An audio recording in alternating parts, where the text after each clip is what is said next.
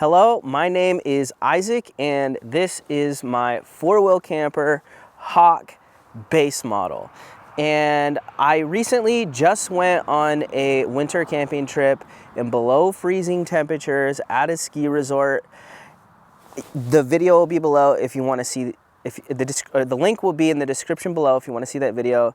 But it got me thinking, how many people think, can you winter camp in a four-wheel camper? So I decided to make this video today and kind of talk about all of that and the questions a lot of people have. So this is my winter camping review video. Make sure you watch the whole video so you don't miss any information.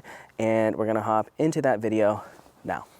The biggest concern that people have with a four-wheel camper winter camping is pretty much like 40% of the camper is canvas, right? This was one of my thing, because I don't just camp in the summer like most people. I do a lot of winter sports, snowboarding. I love going to hot springs in the winter. And I think that's what turns most people off about four-wheel camper. But I will say, so this is a genuine concern that a lot of people have. 40% of this camper is canvas, right? How can it stay warm? I will say this. Four-wheel campers offers a thermal pack, which is insulation inside the camper, which basically insulates the canvas versus just being a piece of canvas material between you and the outdoor elements. Now, if you are going to be winter camping, I 100% think you need that, right? It just gives you a little bit something extra between you and outside. Now, I have the brand new, I think it's called the Quilted Thermal 3-layer pack, and it works really good. It works really good, and it's new. So they had an older thermal pack as well before this, and I will say, if you're gonna be winter camping, you 100% need a thermal pack.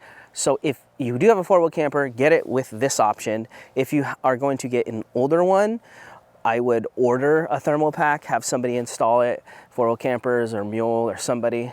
And if it's older than that, I would consider making one. I have checked the internet and I found plenty of videos and forums on people making homemade thermal packs.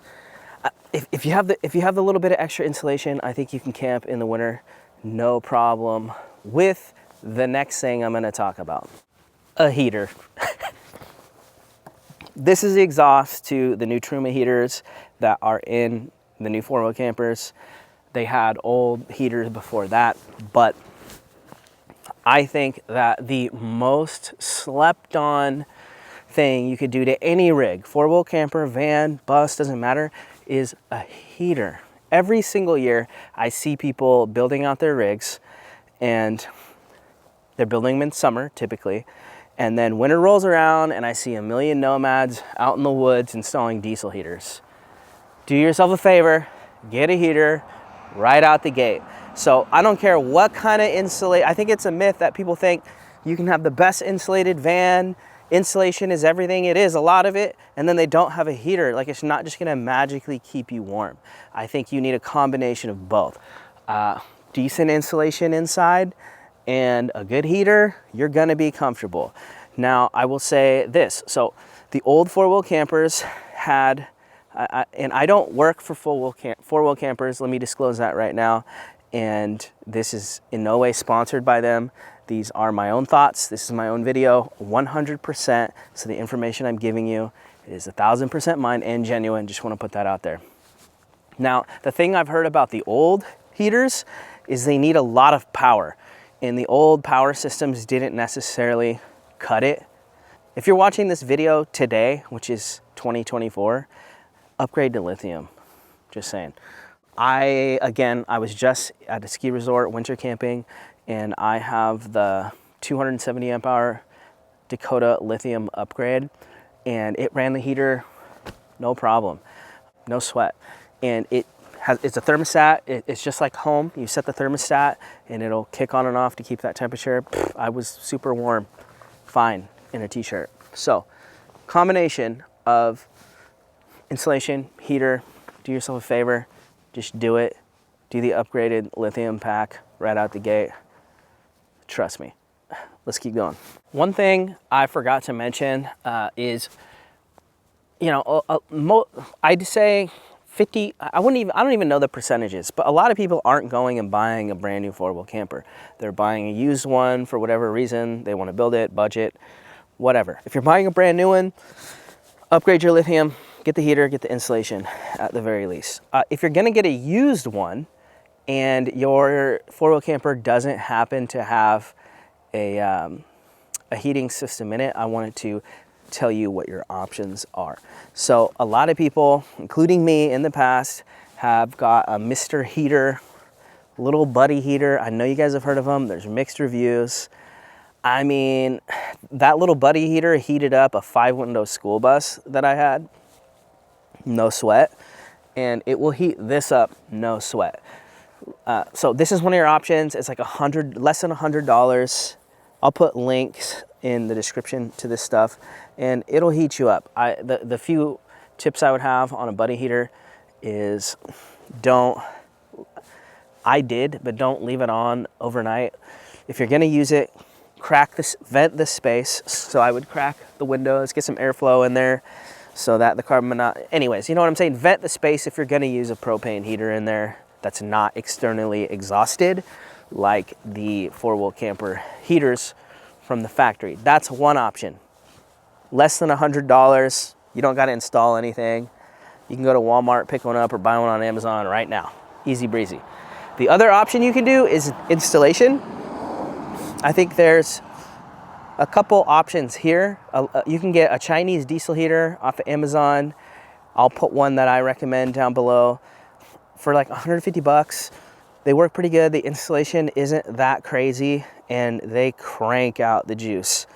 That's an inexpensive option. You're gonna have to have a little bit of experience and some tool knowledge to kind of pull that off, but it's, I think, a better system to install something than just having a buddy heater. But so diesel heater is an option, and then you could step up to installing a TUNDRA system, which they're new heating, propane thermostat controlled.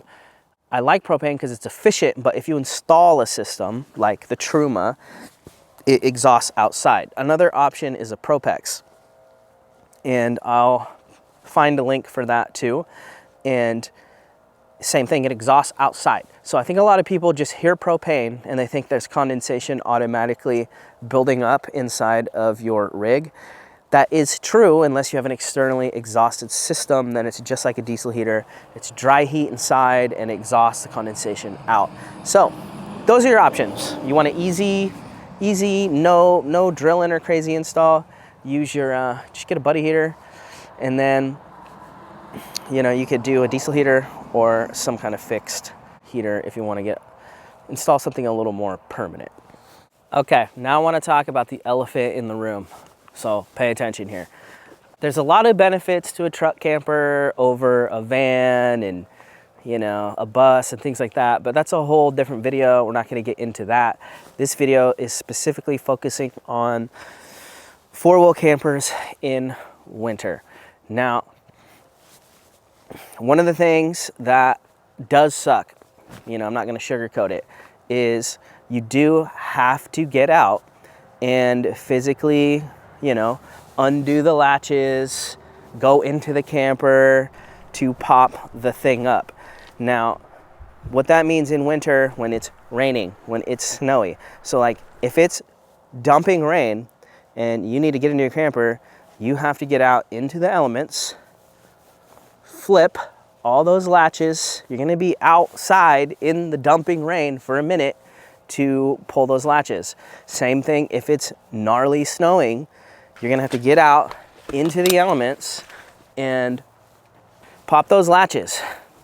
Doesn't matter if you want to, it doesn't matter if you feel like it, you gotta do it.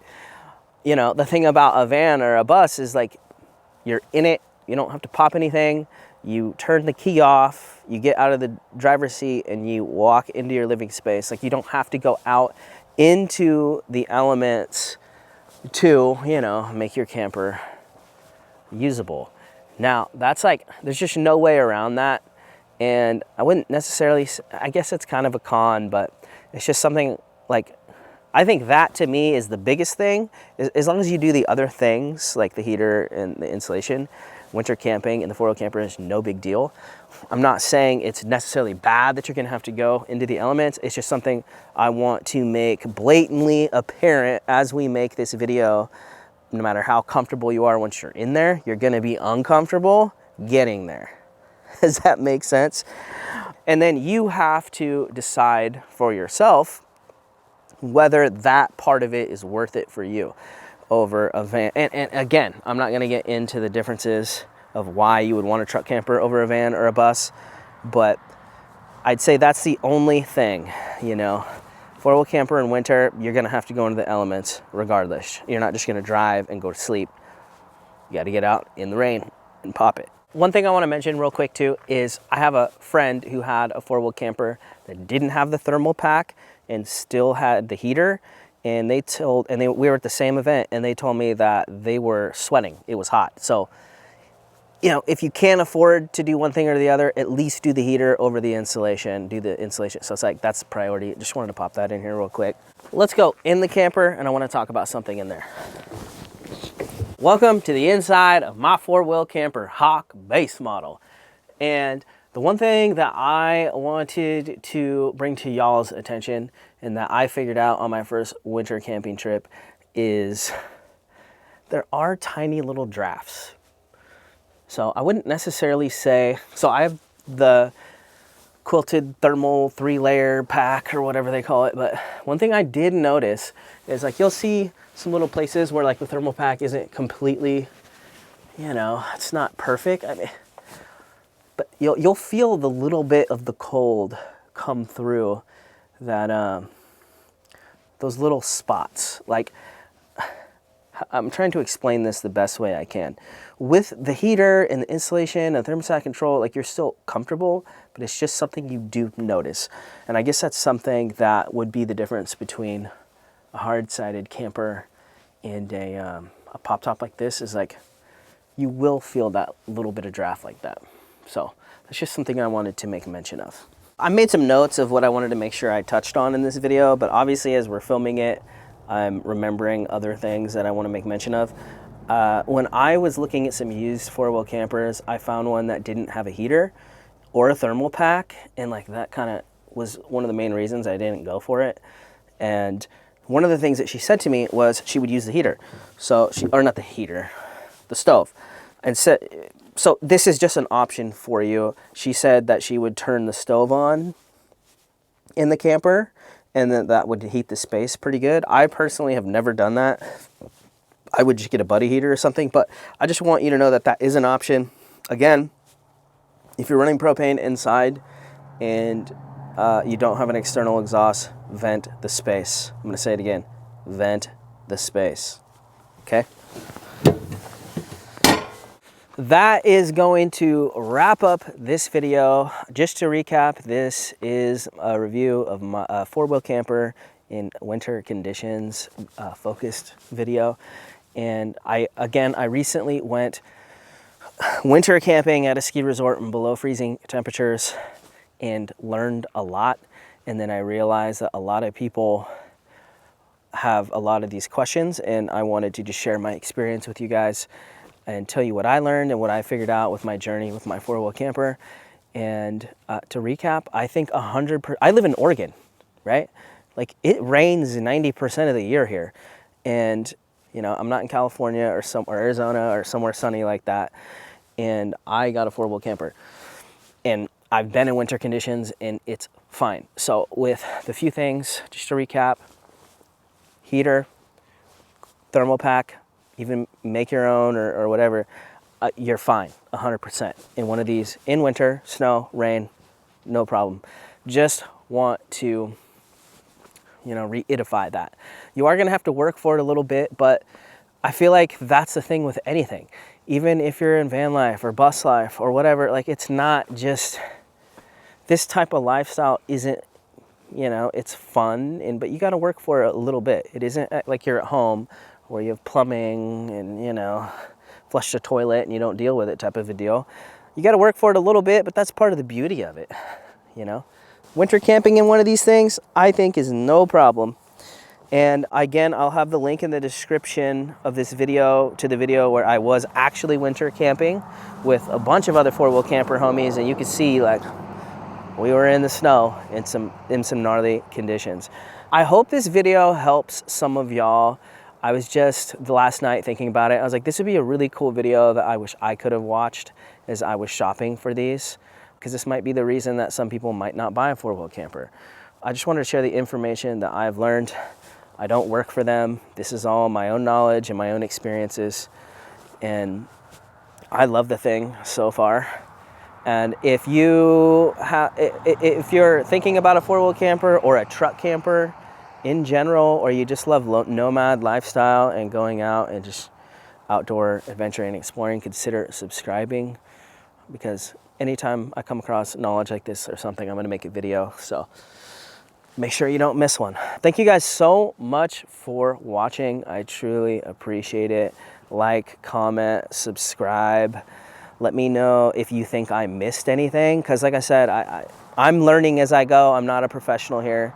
And if there's something I missed about winter camping in a four-wheel camper, drop it in the comment below, or in the comments below, and we can have some community there and talk about some things, and maybe I can do a future video on something that I missed. Thank you guys so much for watching. This is Isaac. I'll see you in another one. Peace.